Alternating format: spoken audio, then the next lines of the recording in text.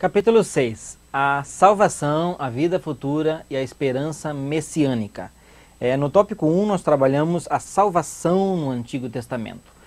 No ponto 3 do tópico 1 nós trabalhamos no Antigo Testamento a salvação é alcançada pela fé. Muitos intérpretes desavisados afirmam veementemente que no Antigo Testamento a salvação é conquistada pelas obras, pela lei, por sacrifícios, pela obediência e não pela fé. Em qualquer período da história do homem vale a máxima de Hebreus 11:6. Sem fé é impossível agradar a Deus. Portanto, é necessário que aqueles que dele se aproximam creia que ele existe. As verdades bíblicas, elas estão em paralelo. É isso mesmo, como duas retas na matemática, duas retas em paralelo, elas não se cruzam, elas estão uma ao lado da outra.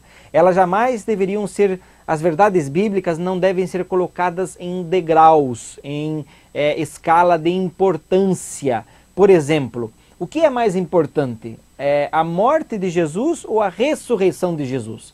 Em última análise, nós deveríamos dizer que é a ressurreição, porque muitas pessoas morrem, por exemplo.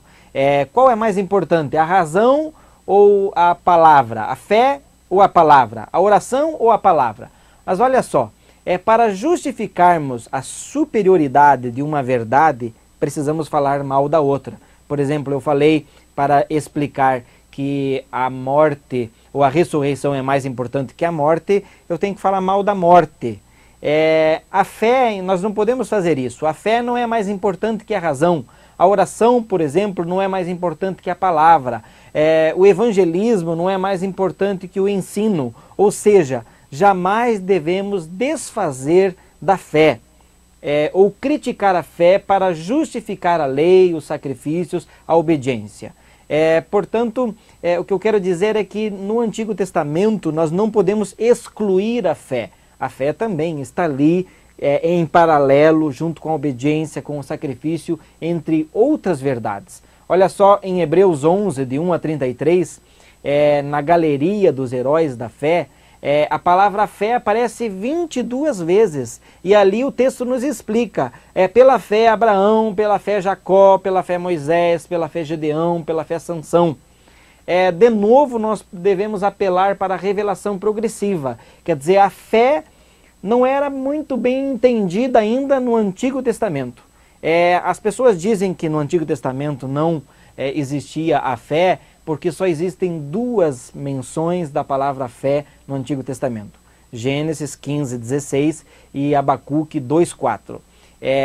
No Antigo Testamento, a fé era a firmeza, fidelidade, confiança, acreditar, aguardar por Deus, esperar por Deus. Todas essas palavras são sinônimos de fé.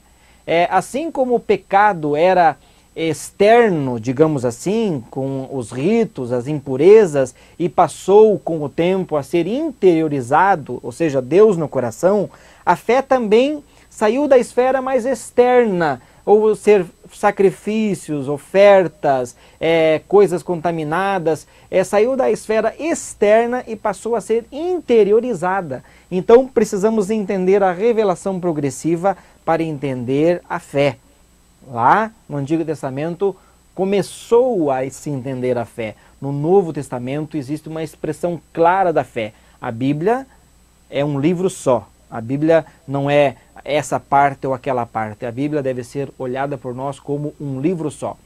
No tópico 2 desse último capítulo, nós trabalhamos a morte, o Sheol e a vida futura. Vamos começar pelo Sheol. A palavra Sheol aparece 65 vezes no Antigo Testamento. Uma coisa é certa, Sheol é o lugar dos mortos. Não fica claro em todo o Antigo Testamento o verdadeiro significado da palavra Sheol. No Antigo Testamento, bons e maus, por exemplo, todos iam para o Sheol. A versão King James americana traduz Sheol 31 vezes por túmulo, 31 vezes por inferno. Então, dependendo do contexto, Sheol é túmulo, dependendo do contexto, Sheol é inferno, e em grego Sheol é o Hades, que nós também chamamos. No Antigo Testamento, Sheol é chamado de profundezas da terra. é o lugar mais distante do céu, é um abismo. Sheol é chamado de morte, lugar onde estão os mortos. No Antigo Testamento, o Sheol é um enigma ainda não desvendado. Nós precisamos apelar para a revelação progressiva. Os personagens do Antigo Testamento não tinham uma visão clara de onde iam depois que morriam. Em um dos últimos tópicos ainda desse último capítulo, nós falamos sobre a vida futura. Nesse tópico nós falamos que apenas 2 textos falam claramente sobre a ressurreição dos mortos no Antigo Testamento. Na verdade, nós não conseguimos explicar o Sheol sem utilizar as palavras do Novo Testamento. Aí nós usamos aquele ponto lá, versículos fáceis explicam versículos difíceis. Jesus, com uma pequena história, explicou esses assuntos complicados do Antigo Testamento. No Evangelho de Lucas, capítulo 16, 19 a 31, temos a parábola do rico e do Lázaro. Nessa história, Jesus explica o enigma do Sheol, descrevendo a felicidade dos bons e o sofrimento dos maus. Dá para você entender de novo aqui, revelação progressiva? No Antigo Testamento não se tinha uma visão clara sobre como era a vida após a morte. Existem pequenos relampejos, pequenos clareamentos sobre a vida após a morte.